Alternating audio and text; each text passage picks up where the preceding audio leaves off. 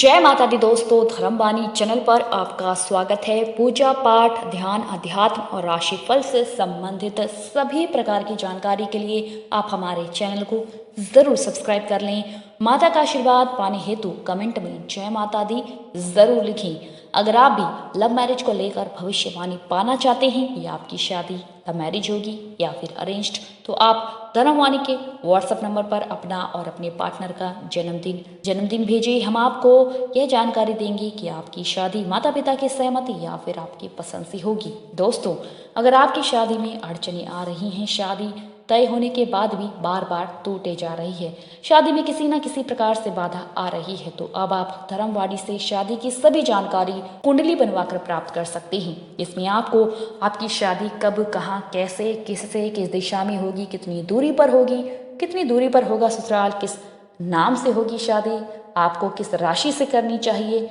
जीवन साथी का रंग, रूप, स्वरूप, स्वभाव, उनका करियर, आपका करियर कैसा रहेगा, किस परिवार में होगी शादी, परिवार वाले कैसे होंगे, वहाँ के लोग कैसे होंगे, उनका स्वभाव कैसा होगा, लड़का या लड़की प्राइवेट नौकरी वाला होगा या सरकारी नौकरी वाला, लड़का या लड़की कितनी पढ़ा लिखा होगा, उसकी लंबाई और उम्र कितनी होगी, आपकी शादी अपनी जाति, समुदाय, धर्म में होगी या फिर अंतर जातीय विवाह होगा। अगर आप लव मैरिज करने के इच्छुक हैं तो इस पर माता पिता की सहमति मिल पाएगी या नहीं, साथ ही शादी में आ रहे सभी अड़चनों को दूर करने के आपको सरल उपाय भी बताए जाएंगे। इसके लिए आप 8521835670 पर संपर्क कर सकते हैं। यह जानकारी आपको लगन और चंद्र कुंडली के आधार पर ही दी जाएगी। दोस्तों, आज की वीडियो में मैं आपको ई नाम के जातकों की सगाई और शादी के नवंबर माह में प्रबल योग हैं, क्योंकि नवंबर माह में 13 अप्रैल को मंगल राशि परिवर्तन कर रहा है और मंगल के 13 नवंबर को राशि परिवर्तन से ई नाम के जातकों की शादी और सगाई के प्रबल योग हैं। तो चलिए दोस्तों, आगे बढ़ते हैं और जानते हैं ई नाम के जातकों के बारे में प्राथमिक जानकारी। साथ ही जानेंगे मंगल के प्रभावों के बारे में, उसके दोष और दोषों को दूर करने के उपाय भी। वैदिक ज्योतिष में मंगल देव हमारे रिश्तों, मस्तिष्क पर आधिपत्य रखते हैं।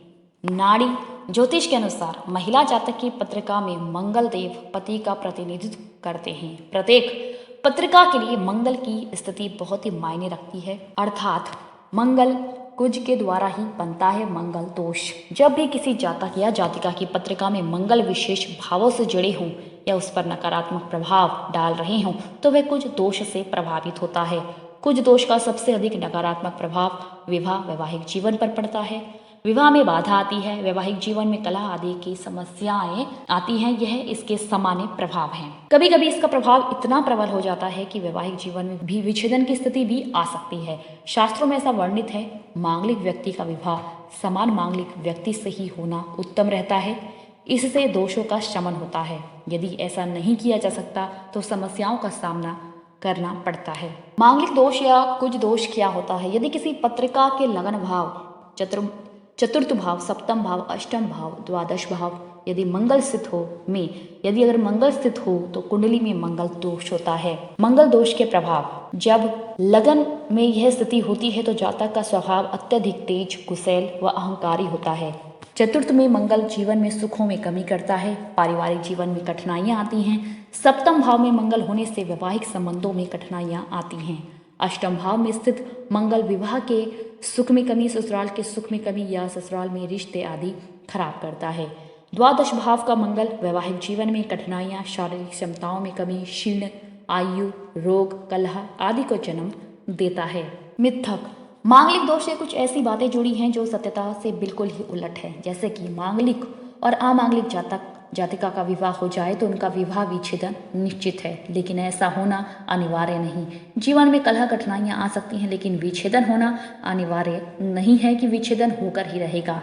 मांगलिक जातिका का वट वृक्ष से विवाह अवश्य कराना चाहिए, यह पूर्णतः सत्य नहीं है। कुछ मान्यता कहती है कि मंगलवार को जन्मा व्यक्ति मांगलिक होता है, यह गलत है। किसी भी दिन जन्मा व्यक्ति मांगलिक हो सकता है। भ्रांतियां हैं कि यदि मंगल के साथ गुरु या शनि की युति हो जाए तो मंगल दोष समाप्त हो जाता है, ये केवल भ्रम है। गुरु की दृष्टि यदि मंगल पर हो तो केंद्र भाव में गुरु हो तो मंगल दोष समाप्त नहीं हो सकता, यह सत्य नहीं है। दरअसल मंगल दोष समाप्त हो जाता है, यह सत्य नहीं है। दरअसल कोई भी ग्रह मंगल दोष को समाप्त नहीं कर सकता। यदि मंगल अस्त है तो मंगल दोष का प्रभाव कम नहीं होता। 27 वर्ष की उम्र के बाद यह दोष समाप्त हो जाता है। यह भ्रम तो इतनी गहराई तक फैला है कि इसको मिटा पाना असंभव सा लगता है। कुछ रूढ़िवादी यह मानते हैं कि लड़का मांगलिक है तो लड़की का मांगलिक होना अनिवार्य नहीं, जिसका भुगतान उन दंपतियों को आजीवन भुगतना पड़ता है। परिहार: ज्योतिष शास्त्र किसी भी योग दोष को स्पष्ट रूप से बताने में सक्षम है।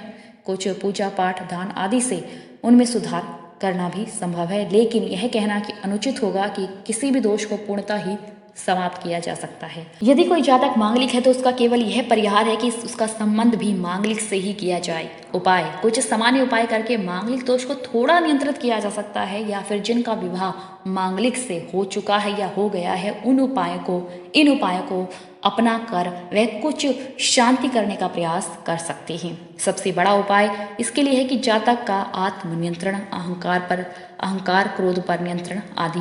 इसके अतिरिक्त भी श्री हनुमान चालीसा का पाठ जरूर करें, जो कि पीले कागज पर लाल स्याही से लिखी हो प्रतिदिन श्रद्धापूर्वक पाठ करें। भगवान शिव की संयुक्त रूप से पूजा करें। शिवलिंग पर लाल रंग के पुष्प पूजा के समय प्रतिदिन जरूर अर्पित करें। लाल मसूर का मंगलवार को दान करना, गुड़ आदि का दान करना भी मांगलिक दोषों के प्रभावों को कम करने में सहायक होता है। मंगलवार को मजदूरों को खाना खिलाएं या फिर उन्हें खाना बांटें। यह सब उपाय करने से मांगलिक दोषों को हम कुछ हद तक शांत कर सकते हैं या कुछ हद तक उसे नियंत्रित कर सकते हैं। चलिए दोस्तों, आगे बढ़ते हैं और जानते हैं कि मंगल के 13 नवंबर के राशि परिवर्तन करने से ई नाम के जातकों के सगाई और शादी के प्रबल योग हैं। तो उनकी पहले प्राथमिक जानकारी जान लेते हैं। ई नाम के जो जातक होते हैं उनकी जो जन्म राशि होती है वो वृषभ होती है। उनके जो राशि स्वामी हैं वो शुक्र होते हैं। आराध्य देवी माँ दुर्गा होती हैं। भाग्यशील रंग उनके लिए सफेद है। भाग्यशाली अंक उनके लिए 2 और 7 है। राशि धातु है लोहा सीसा। राशि शुभ रत्न है हीरा। राशि स्वभाव है उनका स्थिर। राशि अनुकूल वार है शुक्रवार, बुधवार तथा शनिवार। यह तीनों ही दिन ई नाम के जातकों के लिए अति शुभ हैं।